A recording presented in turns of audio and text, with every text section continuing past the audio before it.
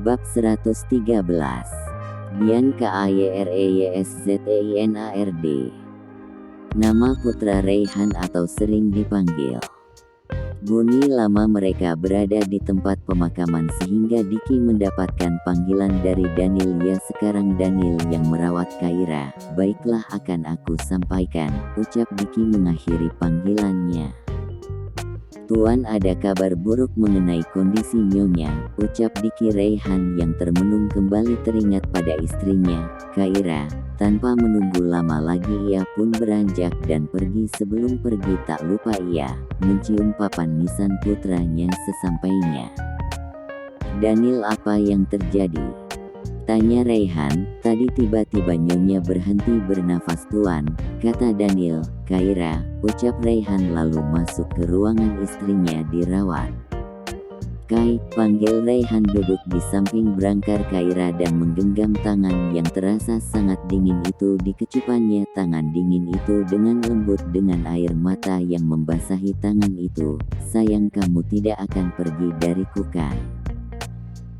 Aku tahu kamu itu wanita yang kuat dan hebat, bertahanlah demi aku. Aku tidak tahu apa yang akan aku katakan padamu ketika putra kita sudah tiada.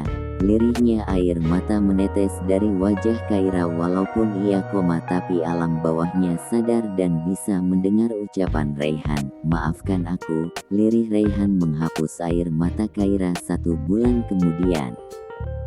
1 bulan lamanya Kaira koma dan masih belum sadar serta urusan perusahaan Zeinard.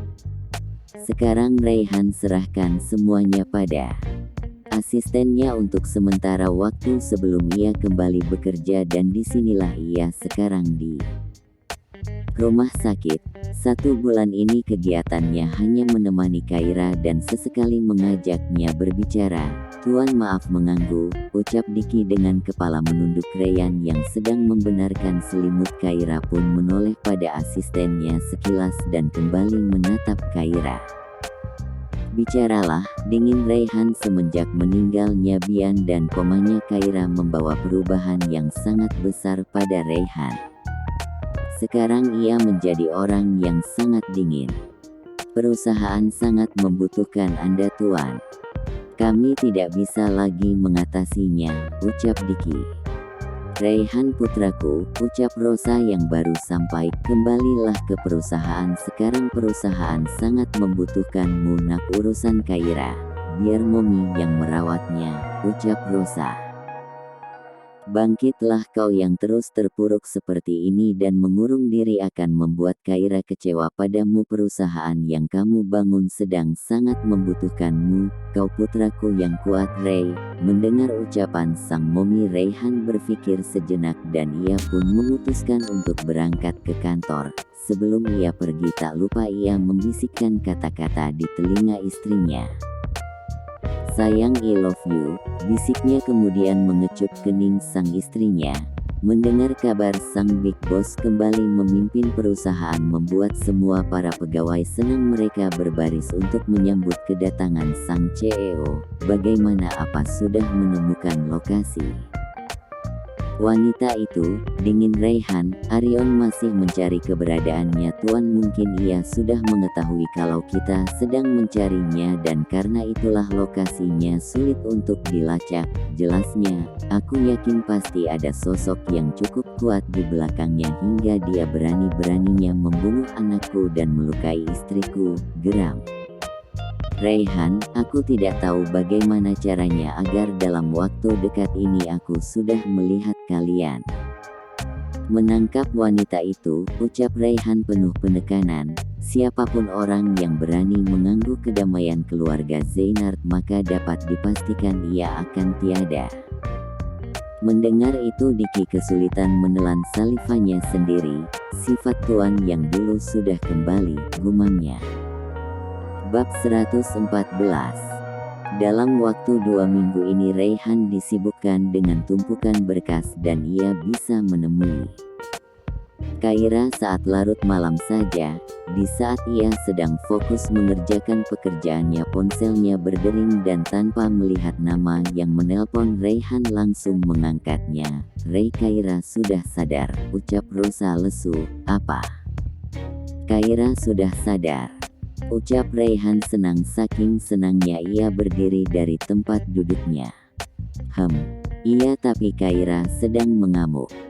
Sekarang jadi datanglah ke sini," lesu Rosa. "Tidak."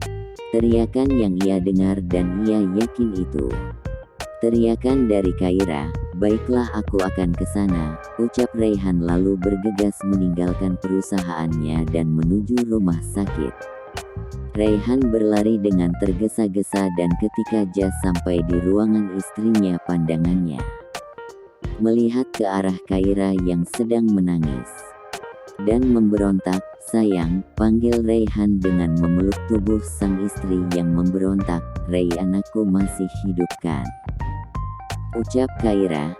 "Sayang," ucap Raihan. "Tidak, itu tidak mungkin," teriak Kaira sejadi-jadinya. "Aku ibu yang buruk, aku ibu yang jahat," teriaknya lagi.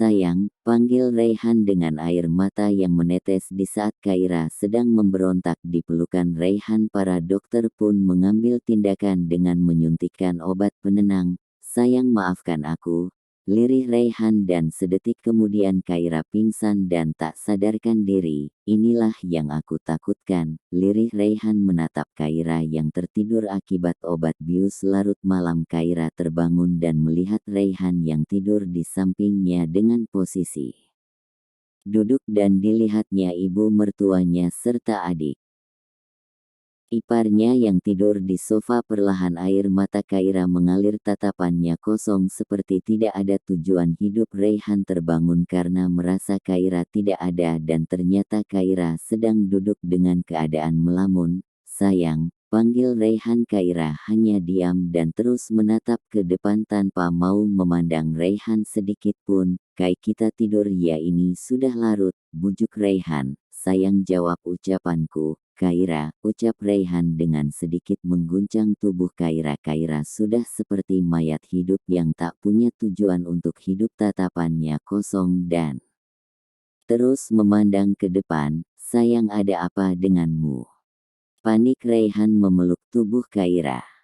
Kaira hanya menurut dan tak membalas pelukan Raihan. "Kai, setidaknya kamu berbicaralah walau hanya satu kalimat," hening Kaira sama sekali tidak membuka mulutnya untuk berbicara. Matanya memancarkan kesedihan yang mendalam.